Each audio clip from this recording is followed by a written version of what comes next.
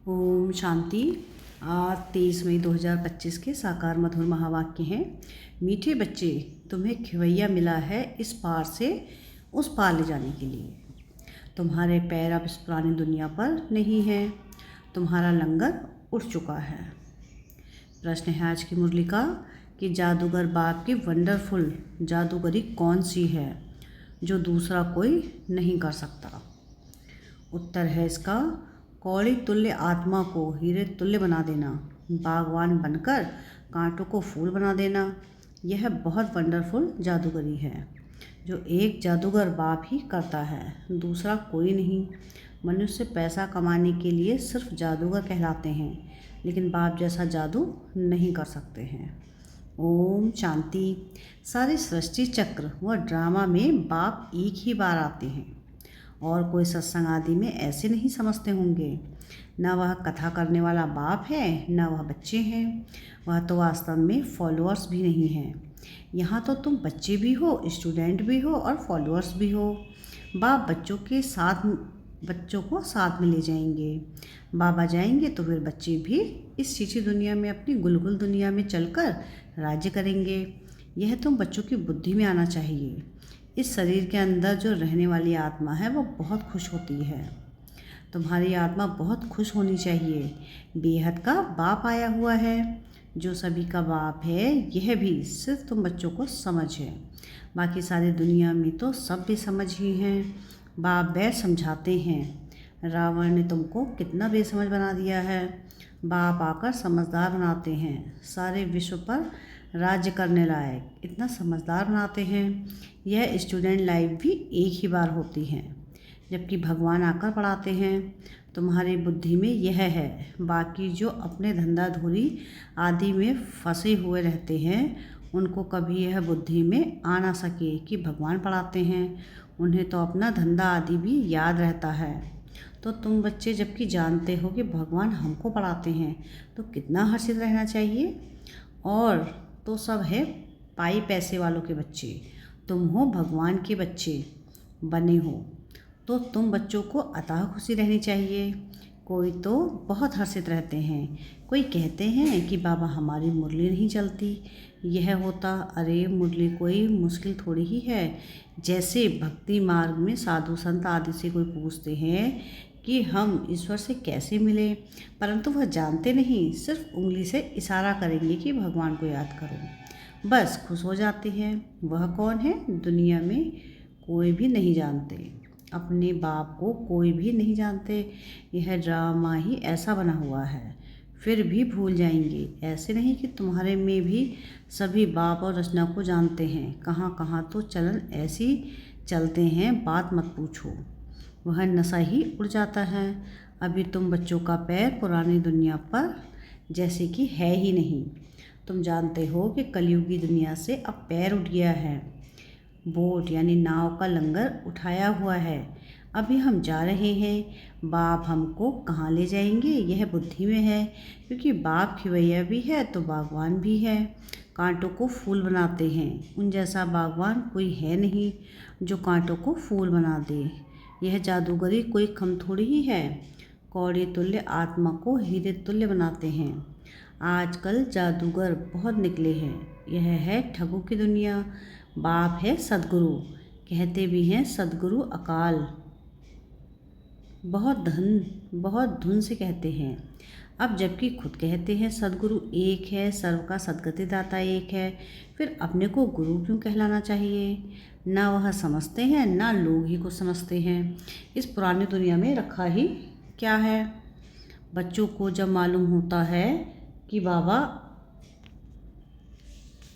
न पुरानी दुनिया में ही रखा ही क्या है, बच्चों को जब मालूम होता है कि बाबा नया घर बना रहे हैं, तो ऐसा कौन होगा जो नए घर से नफरत और पुराने घर से प्रीत रखेंगे। बुद्धि में नया घर ही याद रहता है। तुम बेहद बाप के बच्चे बने हो तो तुम्हें स्मृति रहनी चाहिए कि बाप हमारे लिए न्यू वर्ल्ड बना रहे हैं। हम उस न्यू वर्ल्ड में जाते हैं। उस न्यू वर्ल्ड में अनेक नाम हैं, सतयुग, हेवन, पैराडाइज, वैकुंठ आदि। तुम्हारी बुद्धि में पुरानी दुनिया से उड़ गई है, क्योंकि पुरानी दुनिया में दुख ही दुख है। इसका नाम ही है हेल, कांटों का जंगल। रौरवनक, कंसपुरी, इसका अर्थ भी कोई नहीं जानते। पत्थर बुद्धि है ना। भारत को देखो हाल क्या है। बाप कहते हैं कि इस समय पत्थर बुद्धि हैं। सतयुग में सब हैं पारस बुद्धि, यथा राजा रानी तथा प्रजा। यहाँ तो है ही प्रजा का प्रजा पर राज्य, इसलिए सबके स्टेप बनाते रहते हैं। तो बच्चों की बुद्धि में यह याद रहना चाहिए कि ऊंच से ऊंच है बाप। फिर सेकंड नंबर में ऊंच कौन है? ब्रह्मा विष्णु शंकर की तो कोई ऊंचाई नहीं है। शंकर की तो पहरवाइश आदि ही कैसी बना दी है। कह देते हैं भांग पीते हैं, धतूरा खाते। यह तो इंसल्ट है ना। यह बातें होती नहीं। यह अपने धर्म को ही भूले हुए हैं। अपने देवताओं के लिए क्या क्या कहते रहते हैं, कितनी बेइज्जती करते हैं। तब बाप कहते हैं कि मेरी भी बेइज्जती, शंकर की, ब्रह्मा की भी बेइज्जती, विष्णु की बेइज्जती नहीं होती। वास्तव में गुप्त उनकी भी करते हैं, क्योंकि विष्णु ही राधे कृष्ण हैं। अब कृष्ण छोटा बच्चा तो महात्मा से भी ऊंच गाया जाता है। यह है यानी कि ब्रह्मा तो पीछे संन्यास करते हैं। वह तो छोटा बच्चा है ही पवित्र, पाप आदि को जानते नहीं। तो ऊंच से ऊंच है शिव बाबा। फिर भी विचारों को पता नहीं है कि प्रजापिता ब्रह्मा कहाँ होना चाहिए। प्रजापिता ब्रह्मा को दिखाते भी शरीरधारी हैं। अजमेर में उनका मंदिर है, दाढ़ी मूछ देते हैं। ब्रह्मा को, शंकर को व विष्णु को नहीं देते। तो यह समझ की बात है। प्रजापिता ब्रह्मा सूक्ष्म तन में कैसे होगा, यह तो यहाँ होना चाहिए। इस समय ब्रह्मा की कितनी संतान हैं? लिखा हुआ है प्रजापिता ब्रह्मा कुमार कुमारियाँ इतने ढेर हैं, तो जरूर प्रजापिता ब्रह्मा होगा। चैतन्य है तो जरूर कुछ करते होंगे। क्या प्रजापिता ब्रह्मा सिर्फ बच्चे ही पैदा करते हैं या और भी कुछ करते हैं? भल आदि देव ब्रह्मा, आदि देवी सरस्वती कहते हैं, परंतु उनका पाठ क्या है यह किसी को भी पता नहीं है। रास्ता है तो जरूर यहाँ होकर गया होगा। जरूर ब्राह्मणों को शिव बाबा ने अडॉप्ट किया होगा, नहीं तो ब्रह्मा कहाँ से आए? यह नई बातें हैं ना। जब तक बाप नहीं आया है तब तक कोई जान नहीं सकते। जिनका जो पाठ है वही बजाते हैं। बुद्ध ने क्या पाठ बजाया, कब आया, आकर क्या किया, कोई नहीं जानते। तुम अभी जानते हो कि क्या वह गुरु है, टीचर है, बाप है? नहीं, सदगति तो दे ना सके। वह तो सिर्फ अपने धर्म के रास्ता ठहरे, गुरु नहीं। बाप बच्चों को रस्ते हैं, फिर पढ़ाते हैं।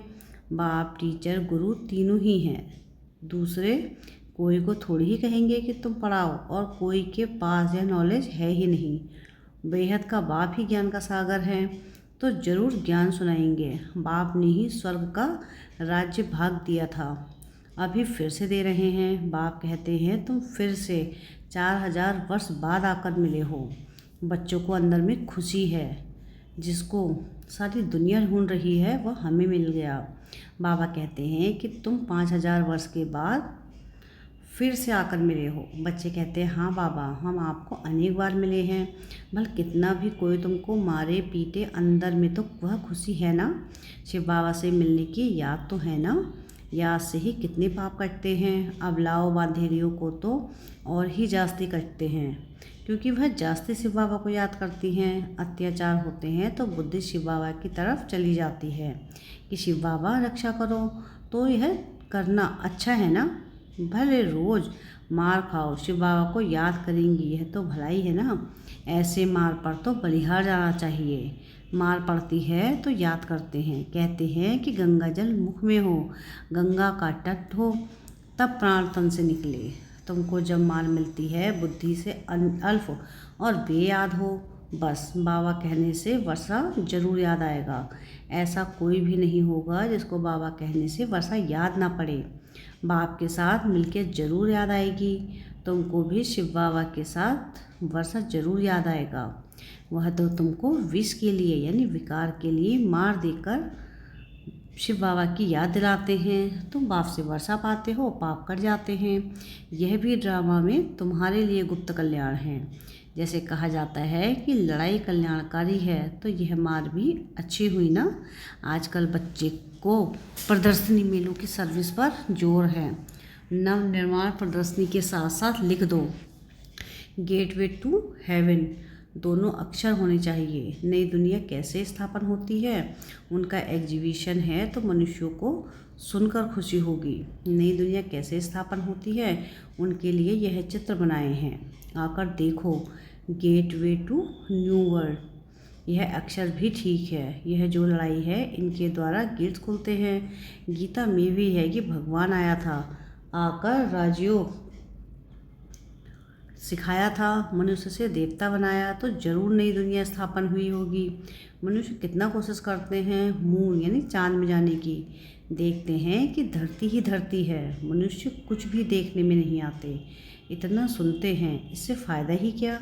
अभी तुम रियल साइलेंस में जाते हो ना, अशरीरी बनते हो, वो है साइलेंस वर्ल्ड। तुम मौत चाहते हो, शरीर छोड़ जाना चाहते हो, बाप को भी मौत के लिए ही बुलाते हो कि आकर अपने साथ मुक्ति जीवन मुक्ति में ले जाओ। परंतु समझते थोड़ी है कि पतित पावन आएंगे, तो जैसे हम कालों के काल को बुलाते हैं, अभी तुम समझते हो कि बाबा आया हुआ है। कहते हैं चलो घर, और हम घर जाते हैं। बुद्धि काम करती है ना। यहाँ कई बच्चे होंगे जिनकी बुद्धि में धंधे आदि तरफ दौड़ती होगी। फलाना बीमार है, क्या हुआ होगा, अनेक प्रकार के संकल्प आ जाते हैं। बाप कहते हैं तुम यहाँ बैठे हो, आत्मा की बुद्धि बाप और वर्षे तरफ रहे। आत्मा ही याद करती है ना। समझो कोई का बच्चा लंदन में है, समाचार आया बीमार है, बस बुद्धि चली गई, फिर ज्ञान बुद्धि में बैठ ना सके। यहाँ बैठी हुई बुद्धि में उनकी याद आती रहेगी। कोई का पति बीमार हो गया तो स्त्री के अंदर उथल पुथल होगी, बुद्धि जाती तो है ना। तो तुम भी यहाँ बैठे सब कुछ करते शिव बाबा को याद करते रहो, तो भी अहो सौभाग्य। जैसे वह पति को अथवा गुरु को याद करते हैं, तुम बाप को याद करो। तुम्हें अपना 1 मिनट भी वेस्ट नहीं करना चाहिए। बाप को जितना याद करोगे तो सर्विस करने में भी बाप ही याद आएगा। बाबा ने कहा है कि मेरे भक्तों को समझाओ। यह किसने कहा? शिव बाबा ने।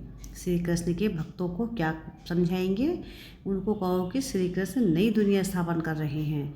मानेंगे? क्रिएटर तो गॉड फादर है, श्री कृष्ण थोड़ी ही है, परमपिता परमात्मा ही पुरानी दुनिया को नई बना रहे हैं। यह मानेंगे भी। नई सो पुरानी, पुरानी सो नई होती है। सिर्फ टाइम बहुत दे देने से मनुष्य घोर अंधियारे में है। तुम्हारे लिए तो अब हथेली पर वहिष्ठ है। बाप कहते हैं मैं तुमको उस स्वर्ग का मालिक बनाने आया हूँ। बनेंगे? वाह, क्यों नहीं बनेंगे। अच्छा मुझे याद करो, पवित्र बनो। याद से ही पाप भस्म होते जाएंगे। तुम बच्चे जानते हो कि विकर्म का बोझ आत्मा पर है, ना कि शरीर पर। अगर शरीर पर बोझ होता तो जब शरीर को जला देते हैं तो उनके साथ पाप भी जल जाते। आत्मा तो है ही अविनाशी, उसमें सिर्फ खाद पड़ती है, जिनको निकालने के लिए बाप एक ही युक्ति बतलाते हैं कि याद करो। पति से पावन बनने की युक्ति कैसी अच्छी है। मंदिर बनाने वाले शिव की पूजा करने वाले भी भक्त है ना, पुजारी को भी पूज्य कह ना सके। अच्छा, मीठे मीठे सिकलते बच्चों प्रति माता पिता बाप दादा का याद प्यार और गुड मॉर्निंग। रूहानी बाप की रूहानी बच्चों को नमस्ते। हम रूहानी बच्चों की रूहानी बाप दादा को याद प्यार गुड मॉर्निंग और नमस्ते। शुक्रिया प्यारे बाबा, शुक्रिया। धारणा के लिए मुख्य सार है। सार की पहली पॉइंट है कि जिसे सारी दुनिया ढूंढ रही है वह बाबा हमें मिल गया है। इसी खुशी में रहना है। याद से ही पाप कटते हैं, इसलिए किसी भी परिस्थिति में बाप और वर्षे को याद करना है। 1 मिनट भी अपना समय वेस्ट नहीं करना है। सेकंड पॉइंट है कि इस पुरानी दुनिया से बुद्धि का लंगर उठा देना है। बाबा हमारे लिए नया घर बना रहे हैं। यह है रौरव नर्क, कंसपुरी। हम जाते हैं वैकुंठपुरी में। सदा इस स्मृति में रहना है। वरदान है आज की मुरली का कि विहंग मार्ग की सेवा द्वारा विश्व परिवर्तन के कार्य को संपन्न करने वाले सच्चे सेवाधारी भव। विहंग मार्ग की सेवा करने के लिए संगठित रूप में रूप और बसंत, इन दोनों को का बैलेंस चाहिए। जैसे बसंत रूप से एक समय पर अनेक आत्माओं को संदेश देने का कार्य करते हो, ऐसे ही रूप अर्थात याद बल द्वारा, श्रेष्ठ संकल्प के बल द्वारा विहंग मार्ग की सर्विस करो। इसकी भी इन्वेंशन निकालो। साथ साथ संगठित रूप में दृढ़ संकल्प से पुराने संस्कार स्वभाव पुरानी चलन के तिल व जौ यज्ञ में स्वाहा करो।